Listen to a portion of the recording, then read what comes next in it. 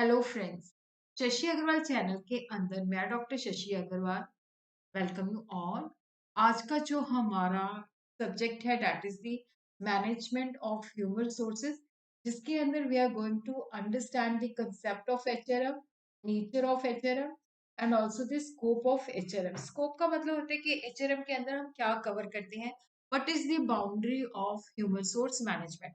अगर आपको मेरा ये एफर्ट सही लगता है तो डू लाइक माय वीडियो, इसको शेयर कीजिए और मेरे चैनल शशि अग्रवाल को सब्सक्राइब कीजिए। This is my app address app which is relevant for commerce, economics and management. काफी सारा फ्री स्टडी मटेरियल और काफी सारे मॉक टेस्ट प्रोवाइड करती है और काफी सारे स्ट्रक्चर कोर्सेज भी अवेलेबल हैं। ह्यूमन सोर्स मैनेजमेंट का भी स्ट्रक्चर कोर्स अवेलेबल है, तो इस ऐप को आप डाउनलोड कर सकते हो। तो सबसे पहले हम देखते हैं कि देखो, जो एक ऑर्गेनाइजेशन है इसके अंदर हम कह सकते हैं कि जो मैनेजमेंट का सबसे इम्पोर्टेंट फंक्शन, जो कि लोगों को किस तरह से मैनेज करना है, लोगों को मैनेज करना सबसे ज्यादा डिफिकल्ट होता है। तो 5 M's है मैनेजमेंट के: man, money, machine and material and methods. तो ह्यूमन सोर्स मैनेजमेंट जो है फर्स्ट एम के साथ डील करता है। देखो, जो मनी है, मशीन है, मटेरियल है, मेथड्स है, ये नॉन लिविंग चीजें जिसको ह्यूमन बीइंग जो होता है इफेक्टिवली यूज करता है। तो ह्यूमन बीइंग को मैनेज करना जो होता है बहुत ही कॉम्प्लेक्स टास्क होता है। तो जब हम ह्यूमन सोर्स मैनेजमेंट की बात करते हैं तो it is concern with the all aspects of the managing of the human source of the organisation. अगर हम ह्यूमन सोर्स मैनेजमेंट की बात करते हैं तो इसके अंदर हम देखते हैं कि जो ऑर्गेनाइजेशन के अंदर लोग काम करते हैं उनको हमने किस तरह से डिवेल्प करना है, मैनेज करना है, ताकि वो सही तरीके से काम कर सके। तो इसी तरह क्या है कि जब हम लोगों को मैनेज करते हैं तो ह्यूमन अप्रोच के ऊपर जो है, क्योंकि जो लोग हमारी ऑर्गेनाइजेशन में काम करते हैं दे आर नॉट मशीन, हमें उनको एज ए ह्यूमन बीइंग की तरह ट्रीट करना है। एक केयरिंग एटीट्यूड जो है उनके प्रति रखना है। तो यहाँ पे हम देखते हैं कि जब हम लोगों को मैनेज कर रहे हैं तो डेफिनेटली हम उनकी स्किल को यूज कर रहे हैं, बट साथ के साथ उनका एटीट्यूड और उनकी जो एस्पिरेशन है, जो एम्बिशंस हैं, जो उनकी नीड्स हैं, उसको भी हम ध्यान में रख रहे हैं। जब भी हम बात करते हैं ह्यूमन सोर्स मैनेजमेंट की, तो ह्यूमन सोर्स मैनेजमेंट जो है ऑर्गेनाइजेशन के अंदर देखता है कि हमें किस तरह की, किस कैटेगरी की, किस एक्सपीरियंस के लोग चाहिए, किस तरह से हमने उनको रिक्रूट करना है, किस तरह से हमने उनकी सिलेक्शन करनी है, ताकि हमारे पास जो है टैलेंटेड ह्यूमन बींग्स काम करें। उनको हमने किस तरह से डेवलप करना है, किस तरह से अगर वो कोई काउंसलिंग करनी है, किस तरह से उनको हमने कॉम्पनसेट करनी है, और किस तरह से हमने यूनियन के साथ, गवर्नमेंट ऑर्गेनाइजेशन के साथ जो है अपनी जो है लाइसनिंग करनी है। और उसी तरह एम्प्लॉयज की वेलबींग, उनके वेलफेयर के लिए भी हमने किस तरह से ध्यान रखना है। तो क्या अगर वो ऑर्गेनाइजेशन के ऑब्जेक्टिव के अंदर कंट्रीब्यूट करते हैं तो definitely we are concern with the wellbeing of the employees also. Human resource management may be defined as a set of policies, practices, and programs which are designed to maximize both personal and the organizational goals. तो जब हम human resource management की बात करते हैं तो policies, practices, programmes ऐसे होने चाहिए जिसके द्वारा ऑर्गेनाइजेशन के गोल्स भी अचीव हो सके और जो एम्प्लॉयज हमारी ऑर्गेनाइजेशन में काम करते हैं उनकी इंडिविजुअल गोल्स भी होनी चाहिए। तो human resource management is that aspect of the management जिसके अंदर हम देखते हैं कि किस तरह से लोगों को हमने रिक्रूट करना है, सिलेक्ट करना है, ट्रेन करना है। तो it is concern with the planning, organising, directing and controlling the personal function of the organisation. तो इसमें होता है कि ऑर्गेनाइजेशन के गोल, इंडिविजुअल गोल और सोसाइटी के गोल भी होने चाहिए। तो human resource management is that part of the management जो कि ह्यूमन बींग्स को डेवलप करता है और देखता है कि जो ह्यूमन बीइंग हमारे ऑर्गेनाइजेशन में काम करते हैं, उनकी जो टोटल नॉलेज है, जो स्किल है, उनकी जो क्रिएटिव एबिलिटीज है, टैलेंट्स है, एप्टीट्यूड है, जो पोटेंशियलिटी है, उनको हम प्रॉपरली यूज कर सके। और उसी तरह ह्यूमन ह्यूमन का मतलब होता है कि जो ऑर्गेनाइजेशन के अंदर स्किल्ड वर्कफोर्स, क्योंकि जब भी हम किसी को रखते हैं उसमें कुछ ना कुछ तो एबिलिटी होती है जिसकी वजह से हम उसको रखते हैं। तो when we talk about human, तो these are the skilled workforce, ये लिविंग एलिमेंट्स होते हैं। रिसोर्सेज जो होते हैं कि जो हमारे पास नॉन लिविंग चीजें होती हैं जिनको ह्यूमन बींग्स ने प्रॉपरली यूज करना होता है। मैनेजमेंट का मतलब होता है कि जो भी हमारे पास नॉन लिविंग रिसोर्सेज हैं, जैसे मशीनरी है, मटेरियल है, मेथड्स हैं, मनी है, उनको हमने किस तरह से यूज़ करना है, किस तरह से डिफरेंट जो ह्यूमन बीइंग्स हैं उनको एलोकेट करना है ताकि वो रिसोर्सेज़ की प्रॉपर यूटिलाइज़ेशन कर सकें। तो रॉबर्ट ऑन जो है that is the father of personnel management. उसी तरह ही हम देखते हैं कि इसको हम किस तरह से डिफाइन कर सकते हैं। Personnel management has been inherently viewed as an inherent part of the managing which is concerned with the human source of an organization। देखो जब हम पर्सोनल मैनेजमेंट की बात करते हैं तो इसका मतलब होता है कि हमने लोगों को किस तरह से मैनेज करना है और ये चाहे टॉप लेवल है, चाहे मिडल लेवल है, चाहे लो लेवल है, चाहे कोई भी ऑर्गेनाइजेशन है, चाहे वो बिग ऑर्गेनाइजेशन है, वो चाहे स्मॉल ऑर्गेनाइजेशन है, चाहे वो पब्लिक है, प्राइवेट है, चैरिटेबल, तो यहाँ पे लोगों को किस तरह से मैनेज करना है। तो personnel management is concern with getting better result with the collaboration of the people. इस तरह से हम उनसे लोगों को आपस में जोड़ के लोगों को इंटीग्रेट करके उनको सही डायरेक्शन देके हम किस तरह से बेटर रिजल्ट जो है प्राप्त कर सकते हैं। Edwin B Flippo has defined the human source management is the planning, organizing, directing, controlling of the procurement. Procurement is concerned with the recruitment selection.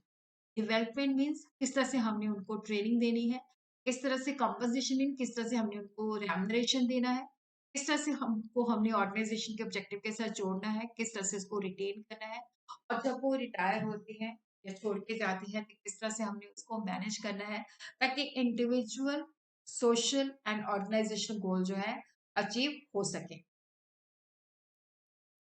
उसी तरह according to the institute of personnel management is an integral but distinctive part of management. देखो ये एक integrated part है but एक बहुत ही unique part है। इसके अंदर होता है कि जो लोग काम कर रहे हैं उनको किस तरह से मैनेज करना है, उनका ऑर्गेनाइजेशन के साथ हमने किस तरह से रिलेशन बिल्ड करना है। तो इसके अंदर क्या होता है कि जो भी हम हमारे पास ऑर्गेनाइजेशन में काम करते हैं उनको हमने किस तरह से एक दूसरे के साथ कोहेसिवली जोड़ना है ताकि हमारे ऑर्गेनाइजेशन के ऑब्जेक्टिव भी हो सके और उनके इंडिविजुअल ऑब्जेक्टिव भी अचीव हो सके। तो किस तरह से ऑर्गेनाइजेशन के साथ उन्होंने अपना बेटर रिलेशन जो है डेवलप करना है और क्योंकि अगर ऑर्गेनाइजेशन के साथ हमारा कॉर्डियल रिलेशन है तो उससे क्या होता है कि हम अपने काम को भी सही तरीके से काम कर सकते हैं और जो ह्यूमन बींग्स हैं उसको भी इससे सेटिस्फेक्शन मिलती है। Dazzler has defined human source management is the process of acquiring, again means recruiting, selection, training, appraising, compensating employees, and attending to their labor relation, health, safety, and fairness concern।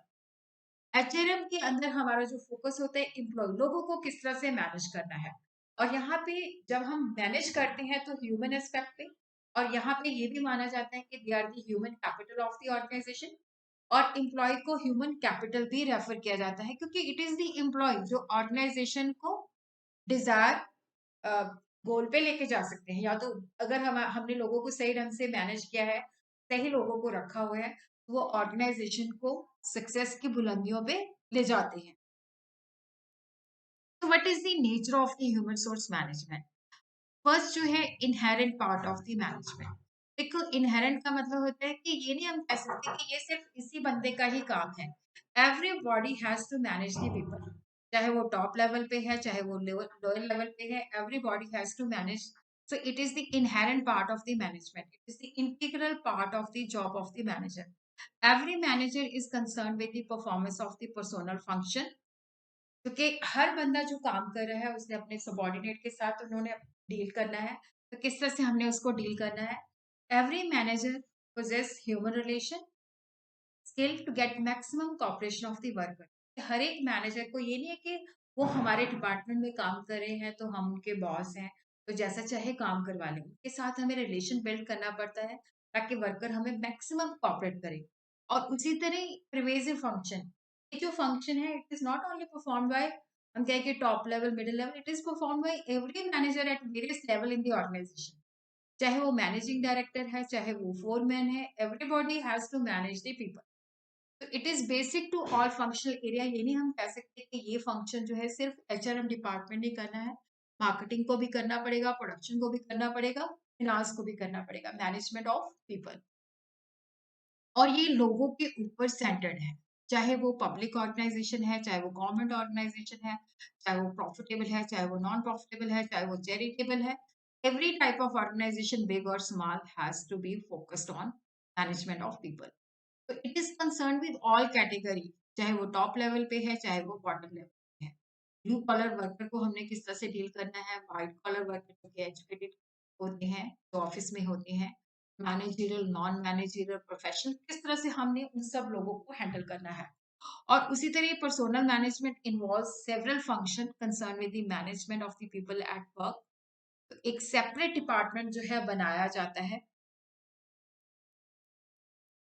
और ये जो process है continuation में होता है। ये नहीं है कि अ, हमने एक काम कर लिया तो इसके बाद लोगों को हमें मैनेज नहीं करना पड़ेगा। तो it is based on human relation, क्योंकि सबसे ज्यादा जो डिफिकल्ट होता है लोगों को मैनेज करना, क्योंकि हर एक पर्सन जो होता है दूसरे से डिफरेंट होता है, डाइवर्स बैकग्राउंड से आता है, और उसको मैनेज करना, उसकी नीड्स को अंडरस्टैंड करना, उसको मोटिवेशन देना सबसे टफ टास्क होता है। तो effective management of human resource के लिए हमें जो है काफी सारे, जैसे sociology, anthropology, psychology, economics etcetera समझनी पड़ेगी, ताकि हम ह्यूमन बींग्स को अच्छी तरीके से समझ सके। सर्विस फंक्शन, तो ये देखो, जो लोगों को हमने मैनेज करना है, इट इज द पीपल। या तो वो ऑर्गेनाइजेशन के इस लेवल तक लेके जाएंगे, और अगर हमने लोगों को सही ढंग से नहीं मैनेज किया तो जो यहाँ पे ऑर्गेनाइजेशन है उसको नीचे भी लेके आ सकते हैं। तो डेफिनेटली इसलिए जो ह्यूमन बीइंग है, they contribute to success and growth of the organisation by advising the operating departments and the top management on the personal matters. So what is the boundary of the human resource management? Indian Institute of Personal Management describe the scope, personal aspect, welfare aspect, and the industrial relation aspect. तो personal aspect के अंदर man power planning, recruitment, selection, placement, promotion, demotion, termination, training and development, retrenchment and layoff, wages and salary administration, incentive and productivity. Welfare aspect के अंदर working conditions, amenity जैसे canteen, creche, restroom, lunch room, housing, transport, education, medical health, health and safety, washing facility, recreation and cultural activity. क्योंकि welfare के अंदर होता है कि जो एम्प्लॉयज हैं, दे आर ह्यूमन बींग्स, तो उनको हमने किस तरह से उनकी वेलबींग के लिए फैसिलिटीज प्रोवाइड करनी है। इंडस्ट्रियल रिलेशन के अंदर क्या होता है कि जो कंपनी के जो एम्प्लॉयज हैं उनका एम्प्लॉयर के साथ रिलेशन कैसा है, ऑर्गेनाइजेशन का, और उनका एम्प्लॉय का एम्प्लॉय के साथ रिलेशन कैसा है। तो यहाँ पे यूनियन मैनेजमेंट रिलेशन, किस तरह से जो डिस्प्यूट होती है उनको हम किस तरह से हैंडल करते हैं, negotiation, collective bargaining, grievance handling, disciplinary action, settlement of industrial dispute. तो स्कोप के अंदर देखो, पर्सनल एस्पेक्ट है, वेलफेयर एस्पेक्ट है, इंडस्ट्रियल रिलेशन एस्पेक्ट है, जिसको हम वन बाय वन करके अंडरस्टैंड करेंगे। फर्स्ट है मैन पावर प्लानिंग। तो यहाँ पे देखो क्या होता है कि जो मैन पावर प्लानिंग है, इससे असेस किया जाता है कि हमें टोटल मैन पावर कितनी चाहिए, what is the need of the man power.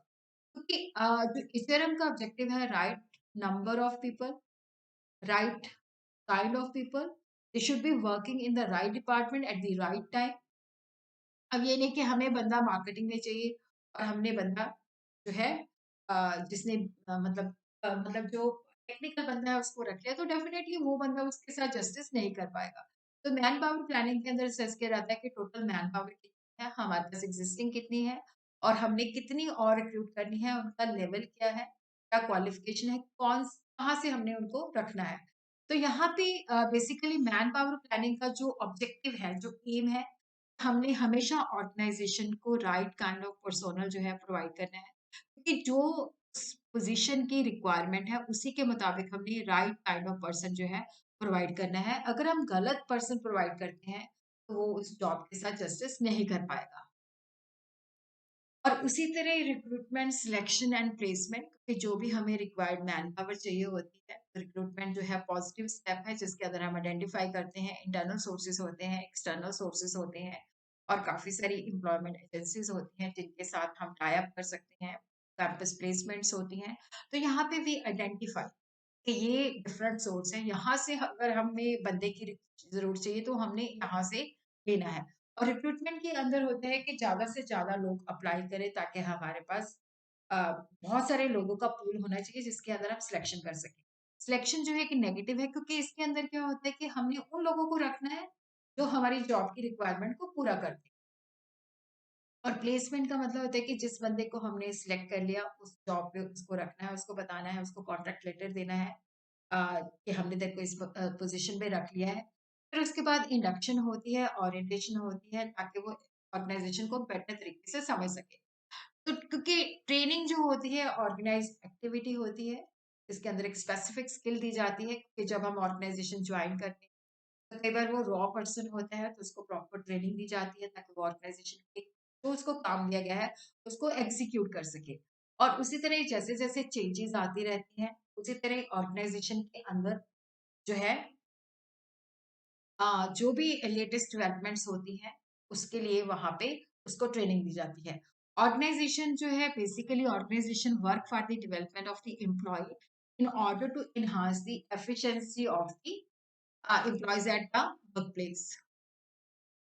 उसी तरह अप्रेजल ऑफ परफॉर्मेंस, अब देखो जो हमने लोगों को रखा हुआ है, उनको इंक्रीमेंट देना है, उनको प्रमोशन देनी है, तो उसके लिए परफॉर्मेंस अप्रेजल होता है, जो कि एक फॉर्मल प्रोग्राम होता है जिसके द्वारा उनकी अवैल्यूएशन की जाती है। बहुत सारे ट्रेडिशनल मॉडर्न मेथड्स होते हैं, तो ऑर्गेनाइजेशन जो सुटेबल मेथड है उसको यूज करके उसके द्वारा एम्प्लॉयज की परफॉर्मेंस को जज करती है।